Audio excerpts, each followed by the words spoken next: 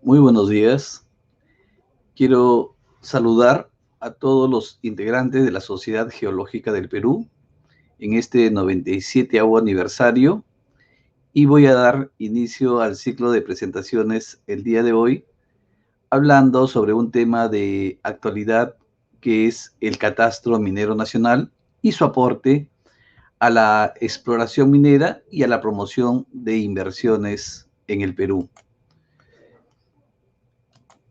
Para hablar del Catastro Minero Nacional, necesariamente debemos hablar del sector energía y minas y también de la variada gama de recursos naturales que tiene el Perú.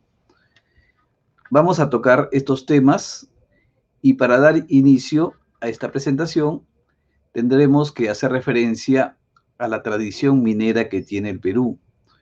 Nuestros antepasados conocieron bien las propiedades de los minerales, tanto metálicos, no metálicos, rocas ornamentales, y las usaron para fines recreativos, para fines turísticos, y hoy forman parte de nuestro patrimonio cultural de la nación y lo podemos observar en todos los museos nacionales.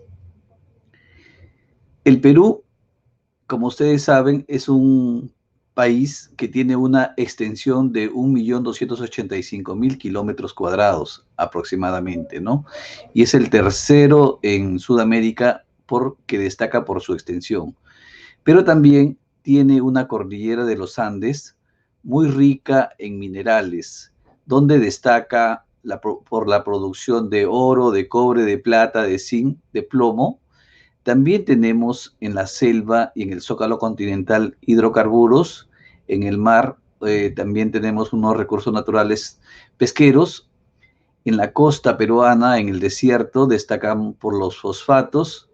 Y hay una gran variedad de productos agrícolas, como la uva, la palta, el café, la papa, el arroz, el algodón, los espárragos, el cacao y la banana, que producimos anualmente y exportamos al exterior. Estos productos que exportamos al exterior son los principales generadores de divisas anualmente. Y el 60% de estas divisas son generadas por la actividad minera. Por otro lado, al hablar de recursos naturales, debemos tener en cuenta la Ley Orgánica de Recursos Naturales, la ley número 26821, donde se destaca los principales recursos naturales. Asimismo, se establece que existen leyes para cada recurso natural. Es así que, por ejemplo, para el recurso suelo tenemos la ley de tierras. Para el tema forestal y de fauna silvestre tenemos la ley forestal y de fauna silvestre, la radio y la televisión e incluso la pesca, el agua, los recursos geotérmicos, la actividad de hidrocarburos, concesiones eléctricas y aprovechamiento sostenible de diversidad biológica tienen sus propias leyes. Y lo mismo tenemos en el sector minero, donde nuestro marco legal es la Ley General de Minería, aprobada por Decreto Supremo número 01492-EM. Y esta gran variedad de recursos naturales que tiene en el Perú, digamos, no solamente se extraen estos recursos, sino que se les da valor agregado. Y en este mapa, que es muy importante, podemos observar cómo existe en todo el territorio nacional, digamos, el desarrollo de esta actividad productiva de pesca, de petróleo. Tenemos refinerías de petróleo, también tenemos refinerías de azúcar, refinerías de minerales, plantas de harina de pescado, gas natural. También tenemos plantas de cemento, químicas, tenemos plantas de metal mecánica, y los productos que más requiere el exterior son el oro, la plata, el cobre, el zinc, el plomo, el hierro y el estaño, que son los que generan prácticamente el 60% de las divisas por exportaciones nacionales. Pero los inversionistas, para poder invertir en un país, necesitan ciertas condiciones. Una es la presencia de esta variada gama de recursos naturales. Por otro lado, también requieren la confianza del Estado, de sus normas, la estabilidad jurídica, y por otro lado también necesitan información transparente. Y esa información transparente que requiere el inversionista, en el caso peruano, lo otorga el INGEMET y el Ministerio de Energía y Minas a través de su plataforma, de su sistema de información. Y este sistema de información minero tiene mucha información valiosa, entre ellas la información de los derechos mineros, cómo se formulan, que se formulan diariamente en nuestro territorio. Tenemos un sistema de cuadrículas que ha dividido el Perú en cuadrados de 1000 metros por 1000 metros, y sobre este sistema de cuadrículas es que se van solicitando las concesiones mineras en coordenadas UTM-WGS 84. Cuando se solicitan estas concesiones, el titular minero lo presenta ante el INGEMET, o si se trata de pequeños productores mineros o productores mineros artesanales, lo hace ante las direcciones regionales de energía y minas. Una condición importante antes de solicitar un petitorio minero, la recomendación que les hacemos a los inversionistas y a los pequeños mineros y a los mineros artesanales es que antes de solicitar una concesión verifiquen la existencia de estos recursos naturales minerales en el suelo y subsuelo donde van a solicitar la concesión.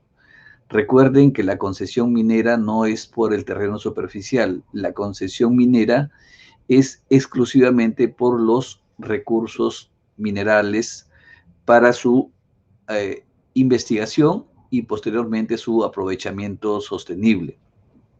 Entonces, nosotros contamos en el INGEMET con un sistema de información interconectado a nivel nacional, y además que cuenta con más de 130 capas de información. Tenemos diferentes plataformas para el inversionista. Tenemos, por ejemplo, el GeoCadmin, tenemos también el Google Earth, ¿no?, que está vinculado también con el catastro Google Earth.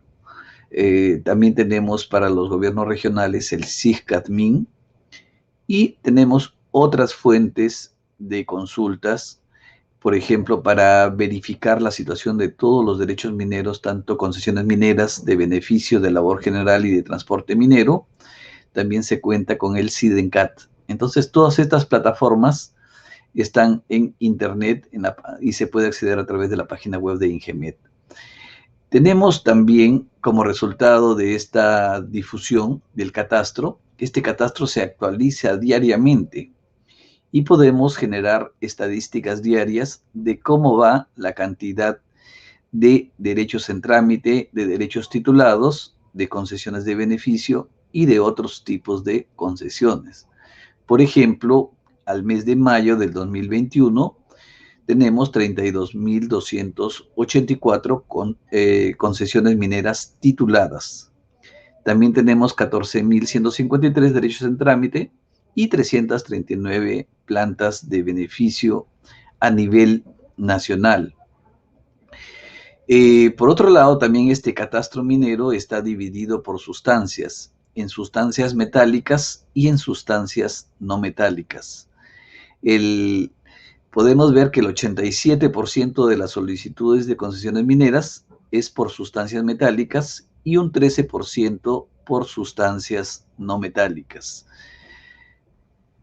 Otro tema importante para nosotros es la transparencia y también mostrar la información generada por otros sectores.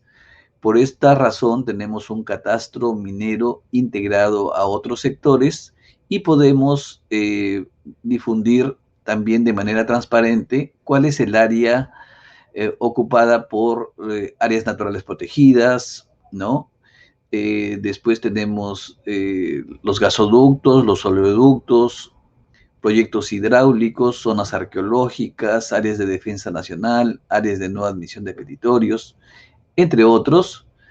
Y también tenemos otras áreas donde hay restricciones, pero sí se podrían otorgar concesiones con la autorización de las entidades competentes. Por ejemplo, hay áreas naturales, la zona de amortiguamiento de las áreas naturales protegidas. Se podrían solicitar concesiones, se podrían solicitar y tramitar concesiones siempre y cuando se cuente con el visto bueno del CERNAM, ¿no?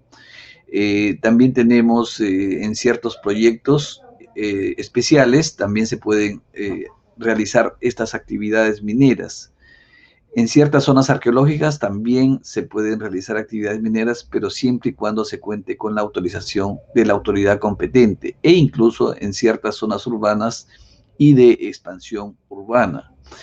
Acá tenemos el catastro minero integrado a la información de otros sectores. Esto es muy importante que ustedes cuando visualicen el catastro minero a través de el GeoCadMin, no solamente verifiquen los derechos mineros, sino también verifiquen qué información se tiene de otros sectores, con la finalidad de que ustedes tomen una decisión apropiada e inviertan adecuadamente en las zonas donde piensan realizar investigaciones geológicas con la finalidad de ubicar un proyecto minero y en el futuro una mina, una futura operación. Un tema muy importante es que después de haber recibido el título de concesión minera, recién los titulares pueden pensar en realizar actividades de exploración minera o de explotación minera. Pero para realizar estas actividades tienen que realizar sus trámites ante el Ministerio de Energía y Minas, ¿no? O SENACE en el tema ambiental para obtener las autorizaciones correspondientes. En el caso de pequeña minería y minería artesanal tienen que hacerlo en el gobierno regional. Y acá vemos una primera fuente donde se originan los primeros proyectos mineros. Recién cuando se cuenta con las autorizaciones para iniciar actividades de exploración, podemos de alguna manera ver cómo ya empiezan a realizarse las inversiones mineras. Por ejemplo, acá vemos el resultado de la gestión 2020 de la Dirección General de Asuntos Ambientales Mineros, donde muestra como resultado del año pasado 45 estudios ambientales para exploración, 20% de los cuales pertenecieron a estudios de impacto ambiental semidetallados, 40% a estudios de día y 40% a ficha técnica ambiental. Y por otro lado, también podemos ver el tipo de sustancia por el que se solicitaron, digamos, estos proyectos, que son principalmente de cobre, de oro, polimetálicos, donde normalmente destaca el plomo, la plata y el zinc, ¿no? Y por otro lado, la región donde se han solicitado estos proyectos de exploración en La Libertad, Ayacucho, Arequipa, Ancash, Cusco, Huancavelica, Huánuco, Junín, Lima, Moquegua y Tacna. Otro tema que también tiene que ver con la actividad de prospección minera es desarrollada por los mineros artesanales, ¿no? En el Perú, digamos, la mayoría de los integrantes de la Sociedad Geológica del Perú son geólogos, ¿no? Que realizan la investigación geológica en todo el territorio nacional, pero también se cuenta con socios estratégicos, que son los mineros artesanales. Muchos de estos mineros artesanales han descubierto importantes prospectos y pequeños proyectos en zonas donde no se les había dado la importancia necesaria. Por ejemplo, nadie imaginaba que acá en la zona de Canta, en las zonas cercanas a Lima, ¿no? Teníamos importantes yacimientos auríferos, ¿no? Tampoco se habían identificado estos prospectos, digamos, o estos yacimientos en zonas de Huánuco, en zonas de la frontera con el Ecuador, entre otras zonas, ¿no? Pero los mineros artesanales identificaron digamos, pequeñas operaciones mineras y han podido generar una nueva fuente de información. Pero hay muchos mineros artesanales que están en este momento en calidad de informal o en calidad de ilegal. Entonces, acá hay un campo de acción para la Sociedad Geológica del Perú, para todos los geólogos, con la finalidad de identificar estos centros mineros artesanales, de evaluarlos, de poder orientarlos profesionalmente, con la finalidad de que puedan eh, identificar sus zonas, sus fallas, las zonas mineralizadas, etcétera. Pero también es un reto para los ingenieros de minas en apoyar a estos mineros en trabajar en condiciones seguras, ¿no? Que no hayan accidentes de trabajo en las operaciones mineras artesanales.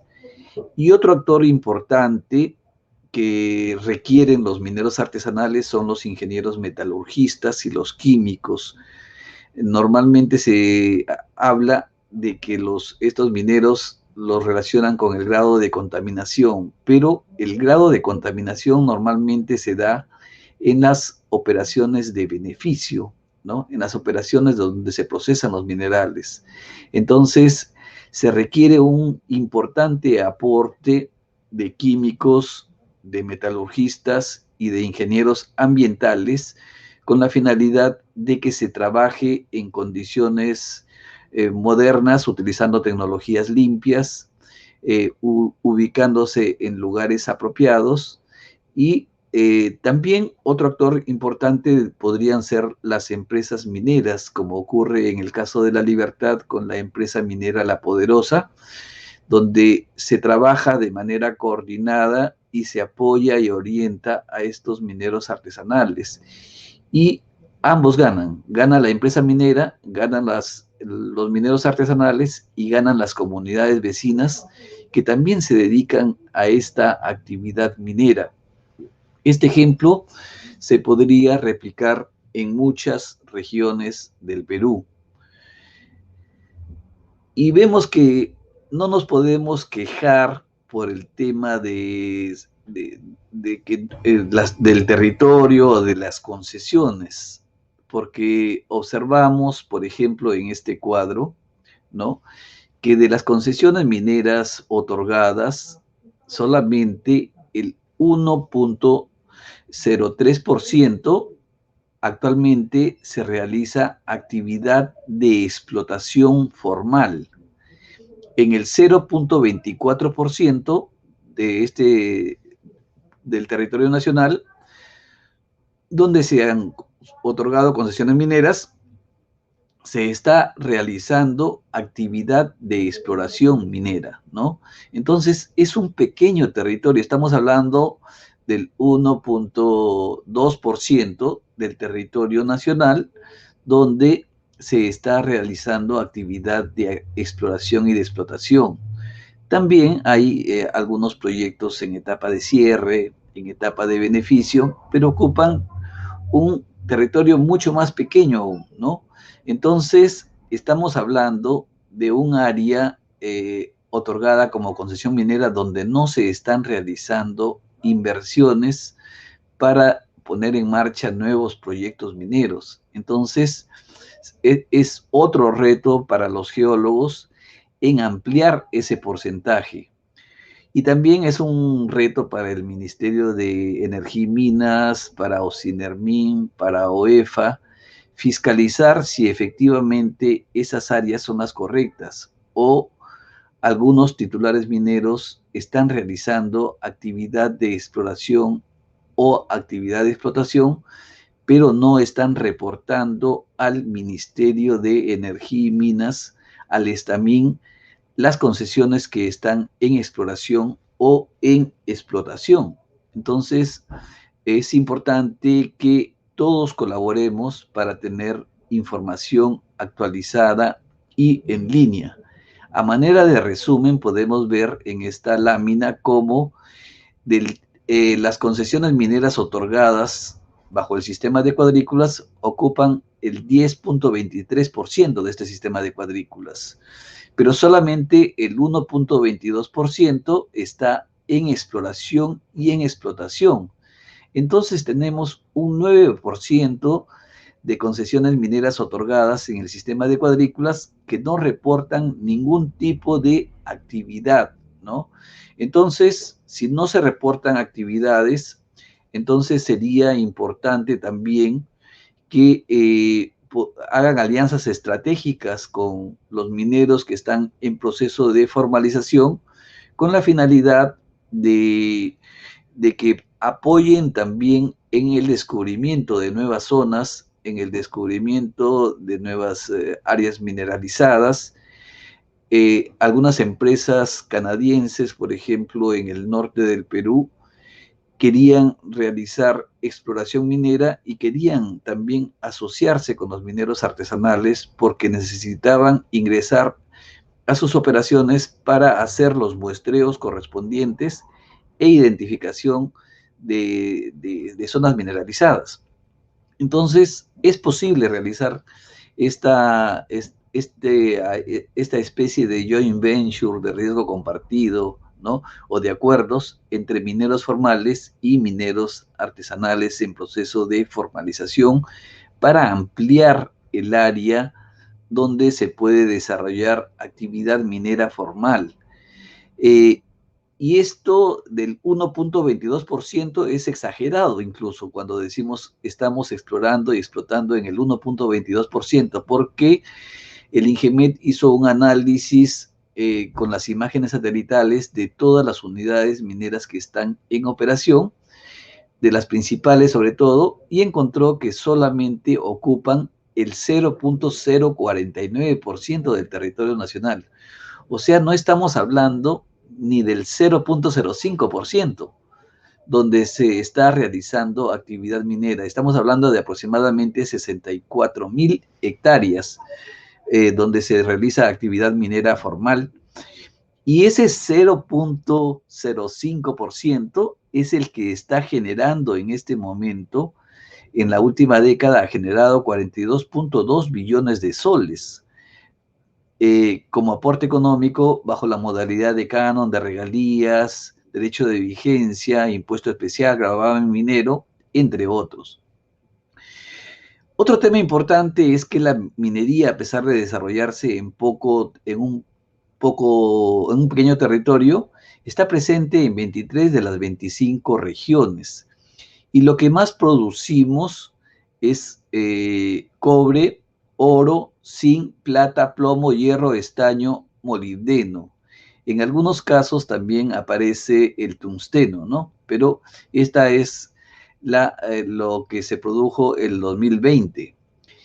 Y esto es importante porque a pesar, como les mencioné, de ocupar un pequeño territorio en el Perú en actividades mineras, el Perú es el segundo productor mundial de cobre, el octavo de oro, el tercero de zinc, el segundo de plata, el cuarto de plomo, el cuarto de estaño y el cuarto en molibdeno. ¿Y contra quiénes competimos? ¿No? Estamos compitiendo con potencias como Estados Unidos, como Rusia, como China, Kazajistán, como Canadá, ¿no?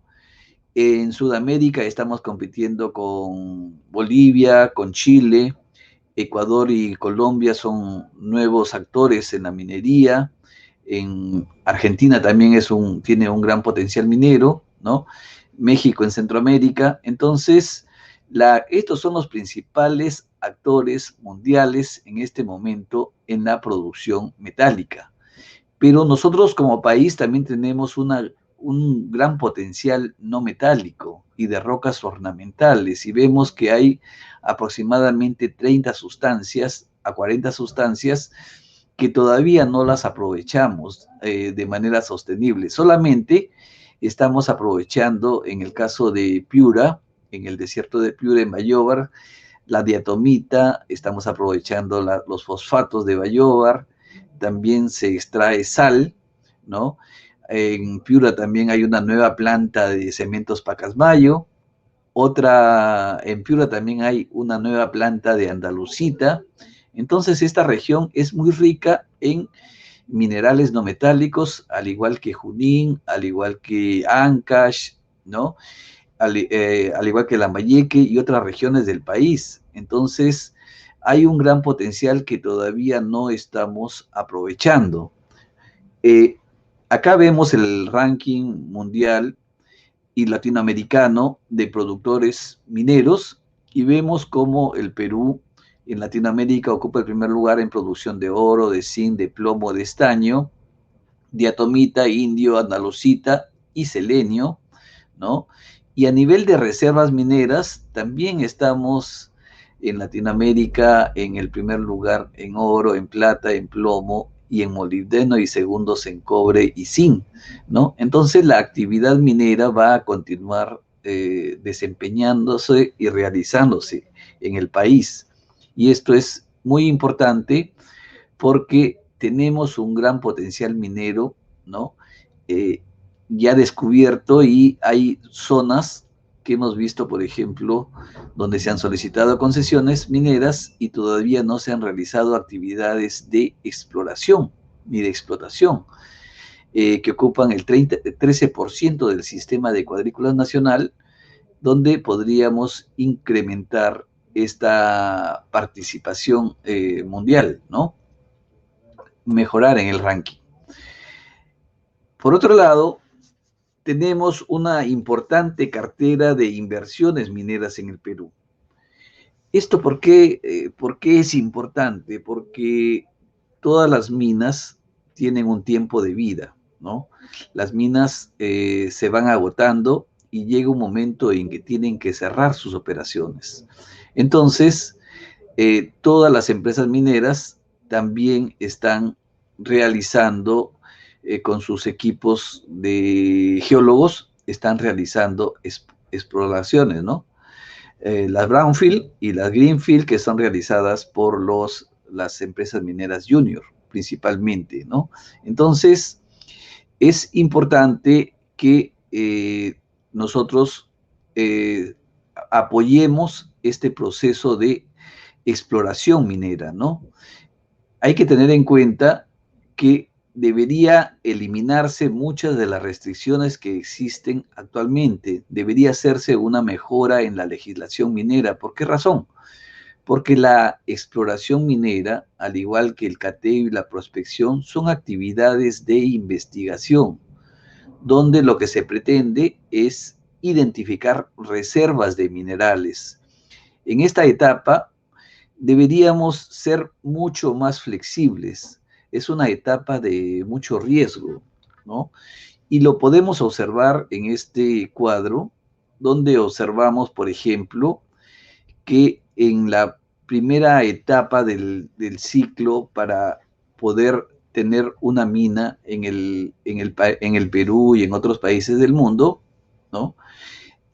Normalmente quien genera la información básica son los institutos geológicos. En el caso del INGEMET, recorremos con nuestros equipos de geólogos todo el territorio nacional, estamos extrayendo muestras superficiales y en algunos casos de minas en operación, tanto subterráneas como superficiales, para tener una base de datos que pueda servir para identificar las zonas con potencial minero, para identificar los mapas metalogenéticos, las franjas auríferas, las franjas polimetálicas, las franjas cupríferas, entre otros, ¿no?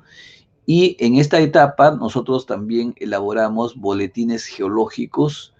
Por ejemplo, hay un boletín de recursos de yacimientos minerales, ¿no? Elaborado por el ingeniero Pedro Hugo Tumelán, ¿no? Que tiene información de todo el territorio nacional.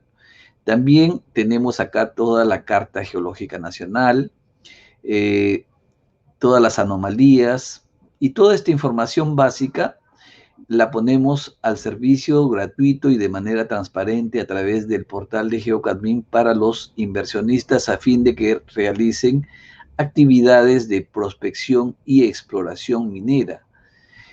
De acuerdo a las estadísticas, se muestra que, por ejemplo, de cada 1000 lugares que se piensa que podría haber una mina, ¿no? O un gran yacimiento. Entonces, de esos 1000 blancos, normalmente, después de haber invertido por varios años, ¿no? Ahí podemos ver de 1 a 3 años en la etapa de prospección, 2 a 5 años en la etapa de exploración básica, se encuentra que de esos 1000, por ejemplo, solamente 100 realmente se encontró la información básica para poder seguir adelante estudiando ese prospecto, ¿no? Y pasar a la siguiente fase de exploración avanzada, que normalmente dura entre 3 a 5 años. En la exploración avanzada, normalmente también de los 100 prospectos bajamos a 10 proyectos mineros, ¿no? Los cuales vemos que cuentan con las reservas necesarias para poder profundizar el estudio. Se hacen los estudios de viabilidad, ¿no? Prefactibilidad y factibilidad. Y finalmente, después de haber hecho estos estudios y haber hecho una gran inversión, llegamos a la conclusión de que uno se convierte en mina. Y lo mismo ocurre a nivel de las concesiones mineras, ¿no? Muchos tienen la expectativa, solicitan concesiones mineras en gran parte del territorio nacional, pero finalmente son pocas las concesiones, como hemos visto, solamente el 1% de nuestro sistema de cuadrículas, que finalmente termina en proyectos en etapa de exploración y de explotación. Entonces, por otro lado, hay un gran riesgo que lo corre el inversionista en un 100%. ¿Por qué razón? Porque ellos son los que van a, digamos, a invertir en la contratación de los equipos geológicos, la contratación de maquinaria, las campañas de campo son muy costosas. Entonces, por eso hablamos en la cartera de inversiones, por ejemplo, de proyectos cuya inversión fluctúa entre 500 millones de dólares hasta 10,000 millones de dólares, ¿no? Entonces, es importante tener en cuenta este cuadro. Otra cosa importante es no confundir el tema de las concesiones mineras. Hay algunas organizaciones no gubernamentales que simplemente toman las concesiones mineras y hacen creer a la población de que el hecho de que se haya solicitado concesiones mineras ya se va a realizar actividad minera, lo cual es falso, ¿no? Hemos visto en el cuadro anterior que tienen que hacerse muchos años de investigación para detectar un yacimiento, y sobre ese yacimiento es que se van a obtener las autorizaciones por el uso del terreno superficial, por el uso de aguas, la certificación de inexistencia de restos arqueológicos, entre otros, para poder, digamos, avanzar a la etapa de construcción y convertirlo en una operación minera. Acá vemos, por ejemplo, toda la zona de Arequipa, ¿no? En la zona de Río Tambo, toda esta zona, Cocachacra, ¿no? Valle de Tambo. Vemos que hay un valle pequeño angosto entre, digamos, la cordillera de los Andes, ¿no? Ese valle es un valle que los mineros lo respetamos y más bien colaboramos a través de los fondos que generamos para que se mejore la calidad de los productos, ¿no? También se apoya el tema ganadero, se apoya la calidad de agua, se apoya con represas, etcétera, e incluso, por ejemplo, en este caso especial, por ejemplo, en el proyecto de Tía María y La Tapada, no se va a usar agua dulce, agua del río, sino se va a usar agua de mar procesada. Entonces, finalmente, después de muchos años de investigación, se logra determinar dónde está el área que tiene el potencial minero necesario para convertirse en una operación minera, ¿no? Entonces, es importante que tratemos de difundir, ¿no? Y aclarar en las regiones del Perú para que se puedan desarrollar este tipo de proyectos mineros. Y en esta difusión es importante la labor de los geólogos, ¿no? Quienes son los principales actores que están realizando esta investigación en todo el territorio nacional en la búsqueda de nuevos yacimientos mineros. Pero como ven acá, la investigación no genera impacto en el ambiente, no genera mayor impacto sobre la cordillera de los Andes, porque lo que se hace principalmente es extraer muestras de minerales para identificar la presencia de algún recurso como oro, cobre, plata, plomo, zinc, entre otros minerales. Y acá vemos que gracias digamos, a la información que administra el Ministerio de Energía y Minas con la información que proporcionan los usuarios mineros, se tiene una cartera de exploraciones mineras conformada por 60 proyectos, algunos de los cuales ya los vimos anteriormente, que son los que han sido autorizados el año pasado para poder iniciar actividades de exploración minera. En este caso estamos hablando en esta cartera de exploraciones de 60 proyectos con una inversión estimada de 506 millones de dólares, ¿no? Acá también hay una futura fuente de trabajo para los profesionales que egresan de las universidades de geología principalmente para realizar la investigación geológica de estos proyectos mineros en etapa de exploración. Pero también tenemos una cartera de inversiones avanzada donde están las ampliaciones de las operaciones mineras, donde están los proyectos donde ya se ha invertido como que Quellaveco y que están en etapa de construcción, ¿no? Estamos hablando de una cartera de 46 proyectos por 56.158 millones de dólares, ¿no? Es importante que apoyemos de alguna manera en la difusión de los mismos, ¿no?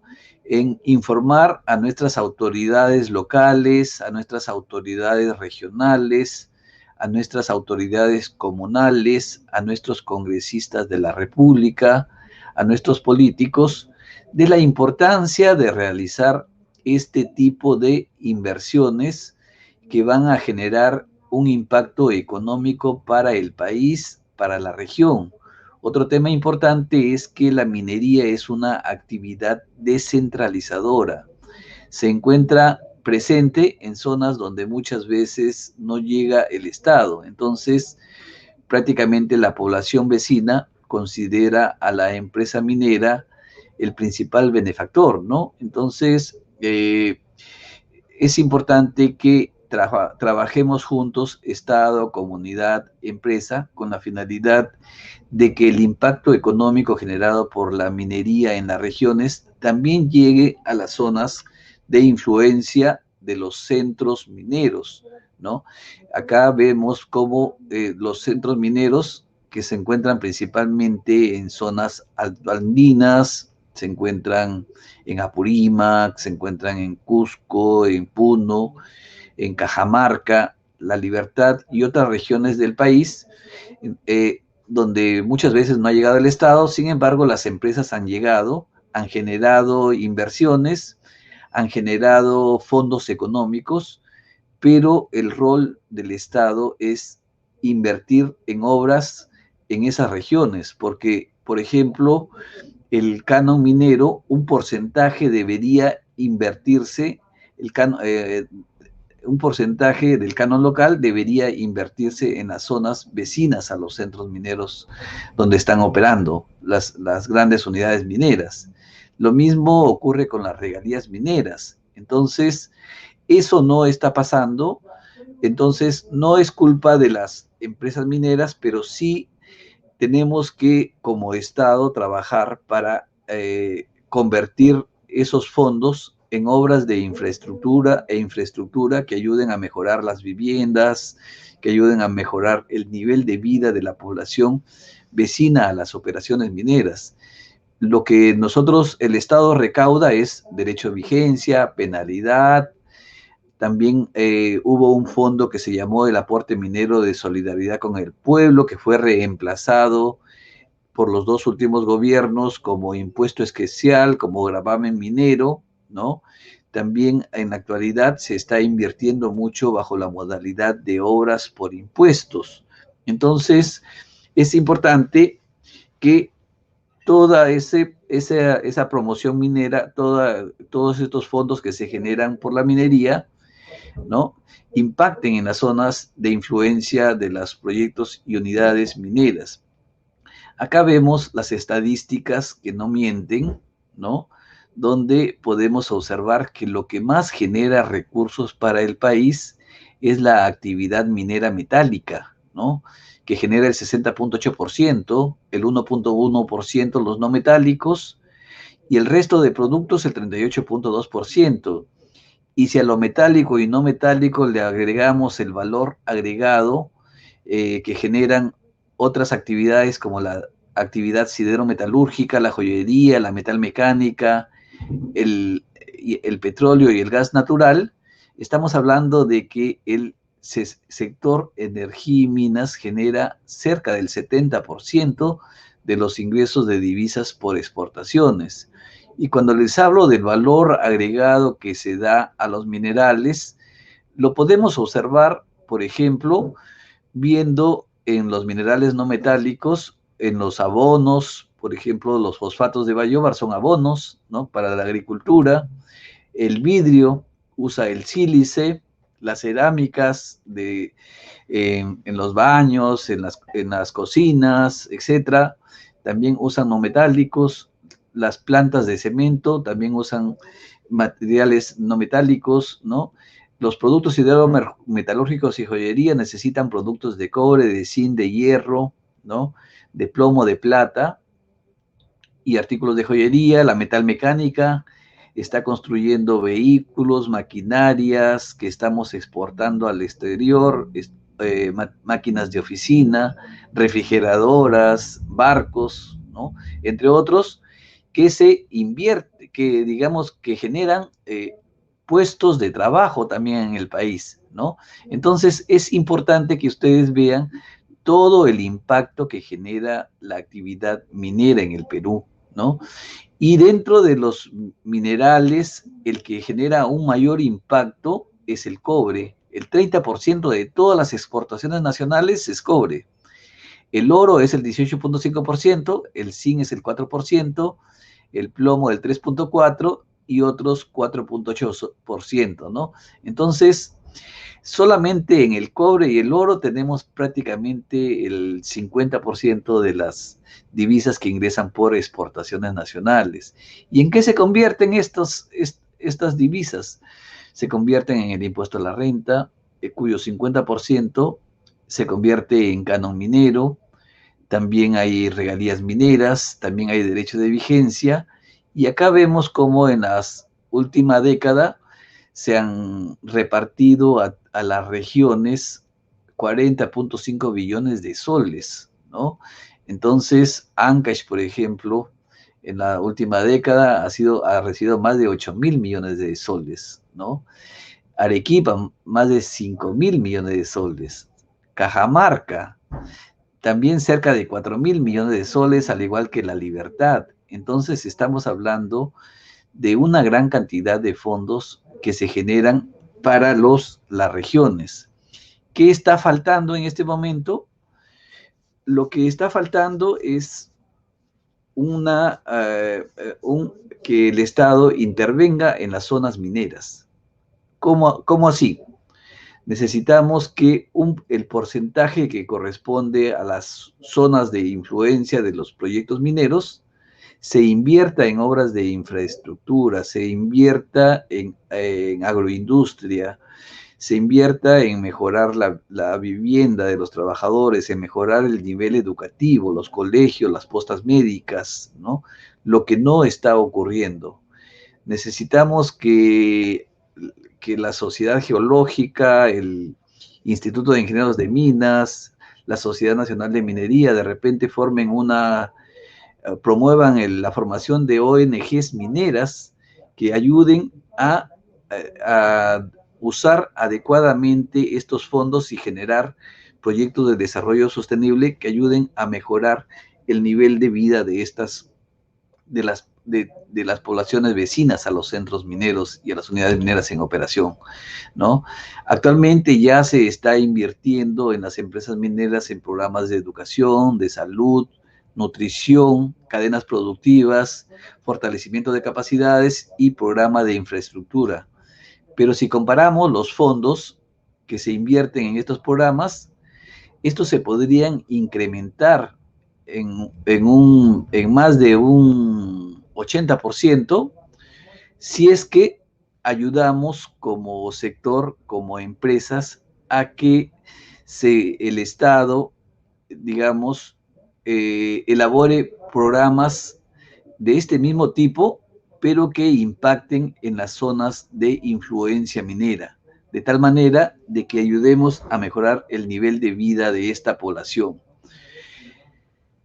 Hemos visto cómo en esta etapa de COVID también el sector minero ha sido un sector muy importante, sobre todo para la generación de oxígeno.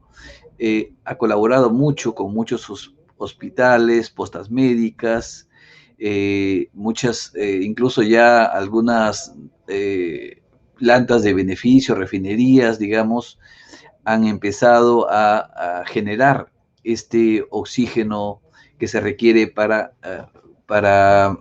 evitar más muertes por el tema del COVID en el país. Y creo que la minería puede seguir haciéndolo si seguimos promoviéndola adecuadamente. Entonces, creo que he tratado de tocar todos los aspectos vinculados con la actividad minera y como hemos visto, la primera herramienta clave para la promoción de inversiones es el Catastro Minero Nacional, una herramienta muy transparente y a la que se puede acceder de manera gratuita a través del portal del Ingemet, y también hay otra cartera de proyectos en que se están invirtiendo los fondos sostenibles que la tiene el Ministerio de Energía y Minas, tiene un anuario minero, tiene boletines mensuales.